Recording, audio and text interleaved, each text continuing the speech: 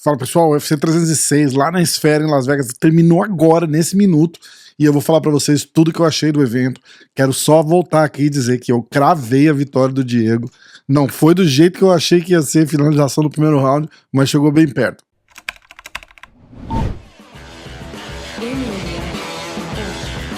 Ó, já vou pedir de primeira de novo, nunca esquece, deixa o like agora, porque senão depois vocês vão esquecer. Se não gostar do vídeo no final, volta e deixa o não gostei, tá tudo certo também. E se vocês gostarem do vídeo, não é inscrito no canal ainda, considera se inscrever, eu agradeço a moral sempre. A gente tá onde tá por tudo que vocês fazem, tudo que vocês ajudam, então eu sou muito agradecido sempre, faço questão de não só pedir o like, mas como agradecer a todos vocês já de antemão, beleza? Bora pro vídeo. O UFC na Esfera, aquele lugar irado, né? Putz, é um negócio espetacular. Eu já passei lá algumas vezes, nunca entrei porque não estava aberto ao público ainda. Acho que eles já acabaram de construir, mas eu vi aceso à noite e tal. É um negócio espetacular. Vocês viram algumas imagens, eu mesmo postei. Se vocês seguem o MMA Hoje lá no Instagram, eu postei uns stories, uns negócios. É um negócio impressionante, assim, inacreditável. Não faz justiça assistir pela televisão. Se pela televisão já foi, eu já achei um negócio sensacional. Você imagina estando lá pessoalmente, assim.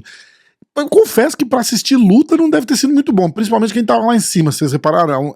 Ela é bem íngreme, e quem tava nos andares de cima lá, o octógono quase não dava pra ver, tinha que assistir pelo telão. Mas é um visual, nossa senhora, espetacular, né? Agora, sem dúvida alguma, quem teve lá, quem sentou em lugar bom e viu aquela parada assim, deve ter sido uma experiência inesquecível. Parabéns pro UFC, pro Dana White, que estavam falando que ia ser tudo isso que foi, e foi mesmo, não deixou nada a desejar. Vamos falar das lutas agora.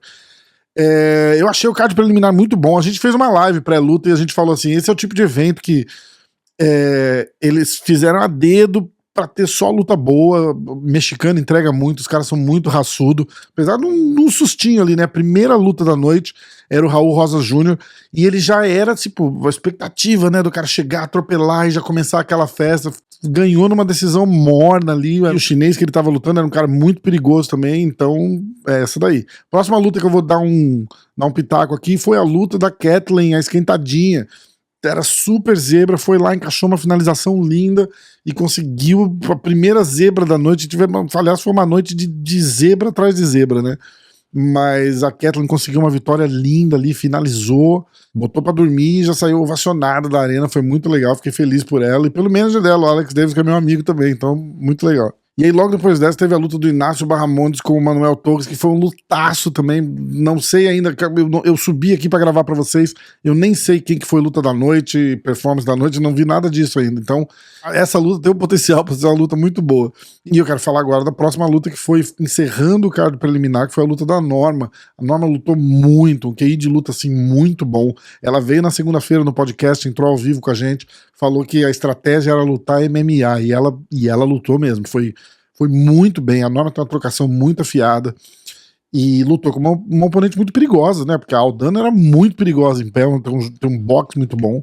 Agora, a Norma tirou onda, né, no final ali ainda já podia ter parado um pouquinho antes daquela luta, ela judiou bastante da Aldana.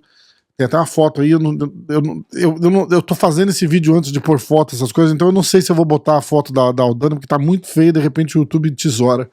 Mas tem lá no Instagram do MMA Hoje, vai lá olhar a foto. Eu vou botar um censurado aqui de repente, porque eu já falei da foto agora, mas eu não vou colocar a foto não. Mas vale a pena se olhar, e a luta foi muito boa, parabéns pra Norma, tirou onda. A gente entra no card principal, tinha Ronaldo Rodrigues contra o Ozzy Osbourne, Esteban Ribovics contra o Daniel Zellhuber, e a luta do Diego Lopes com o Brian Ortega, Valentina Shevchenko e Alexa Grasso, Sean O'Malley Merab. A luta do Ronaldo Rodrigues contra o Ozzy Osbourne foi, assim, eu achei impressionante que o Ronaldo ganhou aquela luta lá, porque o que o Osbourne judiou desse cara não tá escrito na brincadeira, mas foi um lutaço também. A luta do Esteban contra o Daniel Zellhuber, eu assisti o vídeo do Durinho que treina com o Esteban, e o Durinho falou lá, e o cara falou, pô, esse moleque é muito duro, esse moleque é muito bate forte, é duro, tem queixo duro também. Era uma zebra que o Durinho apostou e virou mesmo, porque esse cara é muito bom. Esse cara é muito bom, foi um lutaço. E aí eu vou falar da luta do Diego Lopes, que eu tinha feito um vídeo lá atrás, cravando que o Diego Lopes ia atropelar o Ortega e finalizar no primeiro round. Gente, ele chegou muito perto de ganhar aquela luta no primeiro round, ia cravar a minha previsão aqui, mas eu tinha falado finalização, né? Ele tentou finalizar e não conseguiu. Se ele tivesse... Ou eu não consigo entender por que esses caras não dão 2 passos. Eu vou perguntar pro Diego Lopes isso. Por que a hora que o cara cai ali, meio desacordado, meio tonto, dá 2 passos pra trás e manda levantar, cara. Fazer igual o Carlos Prates fez. É assim que ganha a luta, na estratégia ali. Não tem que pular pra cima do cara no chão. O Diego queria... A minha impressão foi que o Diego queria finalizar ele a qualquer custo ali. Dá aquela provocadinha de leve, assim. O Diego é um cara muito gente boa, mas dá aquela, tipo, meu jiu-jitsu é melhor que o seu, aquele tipo de coisa, porque se ele, a hora que ele foi pro chão, se ele continuasse batendo no ground and pound, ele ia ter ganhado aquela luta. Então, mas ele quis finalizar, ele quis, ficou esperando uma brecha boa ali, a brecha não apareceu, fomos pro segundo round. O Diego ganhou bem, os 3 rounds, na minha opinião. Poderia ter finalizado no primeiro, de repente no terceiro também, ele deu uma acelerada lá que poderia ter ido mais pra concluir a luta. Eu não sei o que aconteceu ali, se em uma das trocações ali acertou um golpe aqui, alguma coisa, ele tava visivelmente incomodado aqui, não sei se foi isso que meio que fez ele respirar um pouco mais com dificuldade também, mas eu achei que ele deu uma diminuída no segundo round, mas voltou bem no terceiro também, levou os 3 rounds, atropelou o Ortega, não tem como não dizer que não... e pra quem fala, mas também esse Ortega... Gente, era isso que eu falei no meu vídeo anterior. Esse Ortega é o Ortega que tá lutando hoje, é esse o Ortega. Por isso que eu falei tudo aquilo, eu não tava desmerecendo o Ortega. Eu tava dizendo, pelo que a gente vê o Ortega de hoje lutar, o Diego de hoje é muito melhor. Não quer dizer que o Diego é melhor lutador que o Ortega. O Diego de hoje é melhor lutador que o Ortega de hoje. Faz sentido?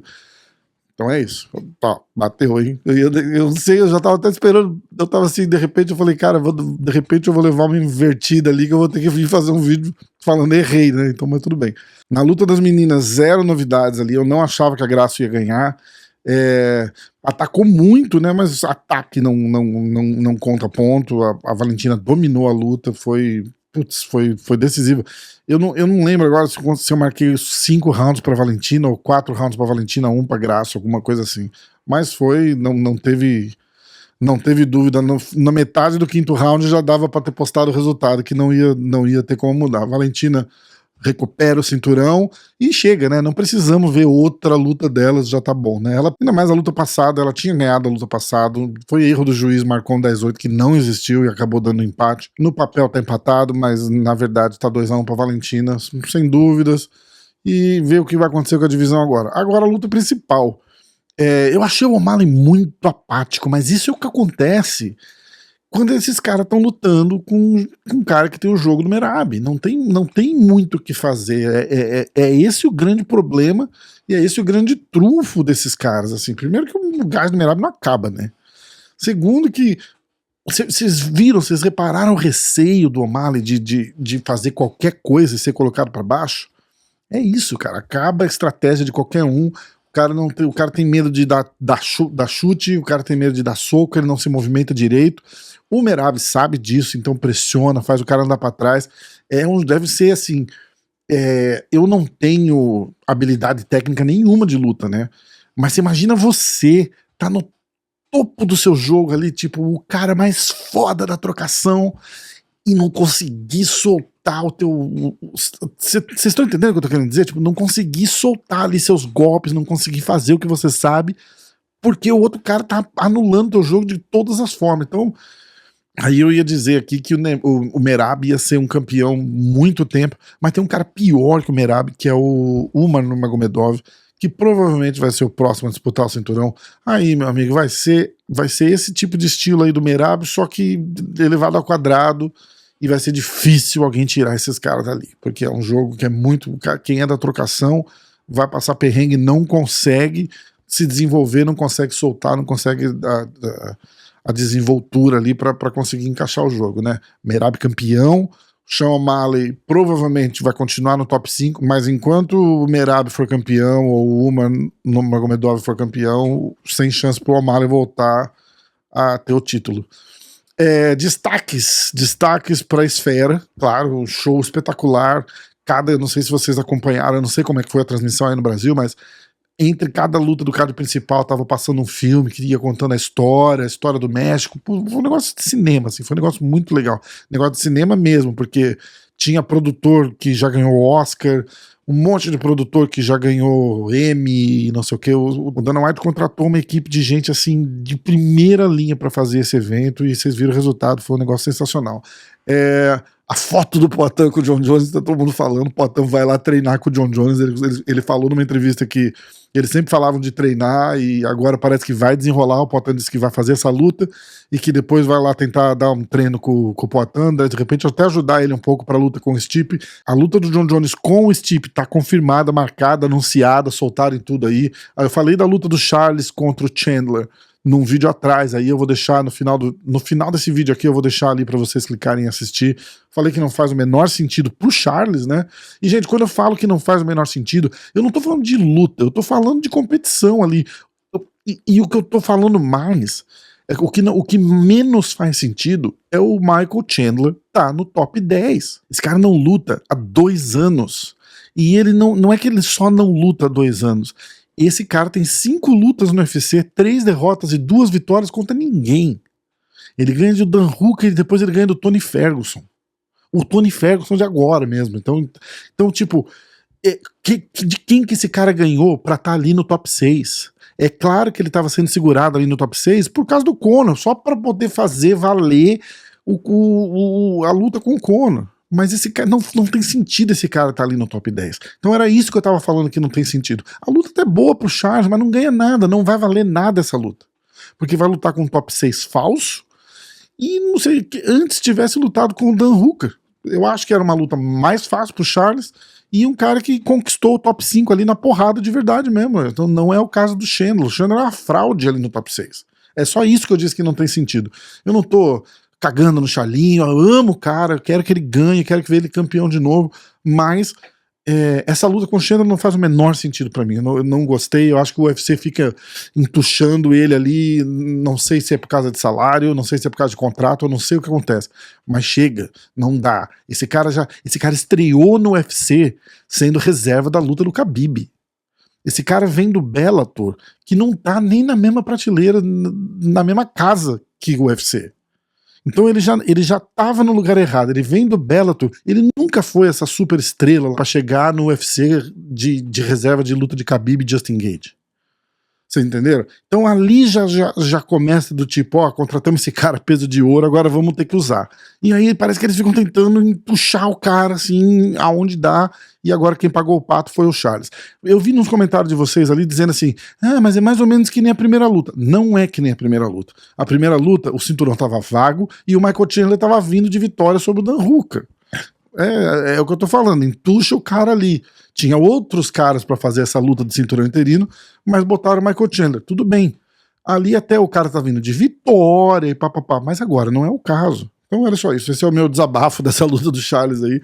Vamos ficar de olho no que vai acontecer. Eu vou subir esse vídeo pra vocês. Obrigado, deixa o like, comenta muito, porque eu adoro ler o comentário. Eu leio todos os comentários de vocês, eu gosto de responder, eu respondo a grande maioria deles. Então, ó, comenta aí o que vocês acham, o que vocês acharam do evento, o que vocês acham do que eu falei aqui, das minhas opiniões. E eu prometo que eu vou tentar fazer mais vídeos, vocês me cobram muito, assim, tipo, faz mais vídeo, faz mais vídeo.